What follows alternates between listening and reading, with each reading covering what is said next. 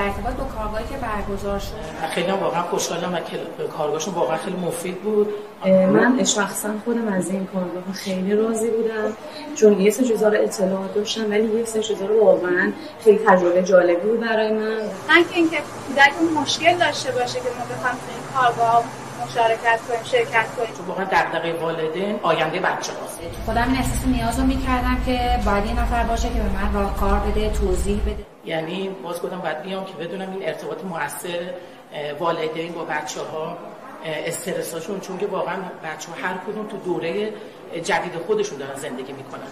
نه تنها در مورد پسرم، من بیشتر در مورد خودم این احساس نیاز رو میکنم که باید آگاهی خودم رو بالا ببرم. من رو اعتماد به نفس پسرم خیلی من تاثیر گذاشت و من تونستم که تو این مدتی که از جلسه گذشته اعتماد به نفس فرزندم رو بالاتر ببرم.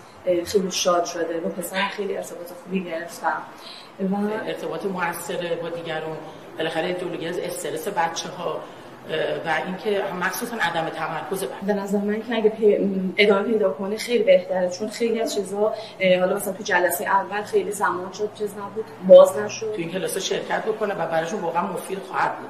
من مطمئنم.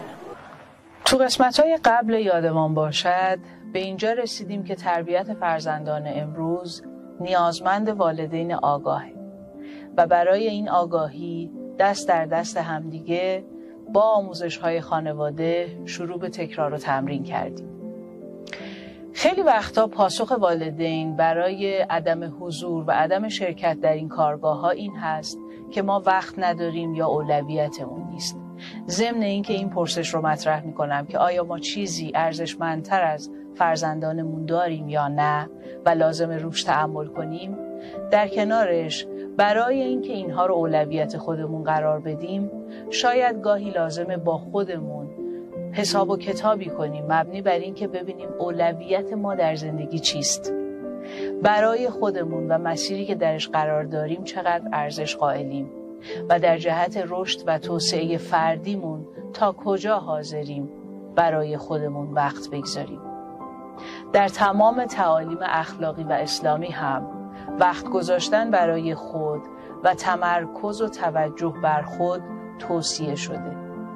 وقتی به عنوان والد ایفای نقش می‌کنیم، شاید لازمه وقت بیشتری رو برای مواجهه با خودمون و اولویت هامون اختصاص بدیم.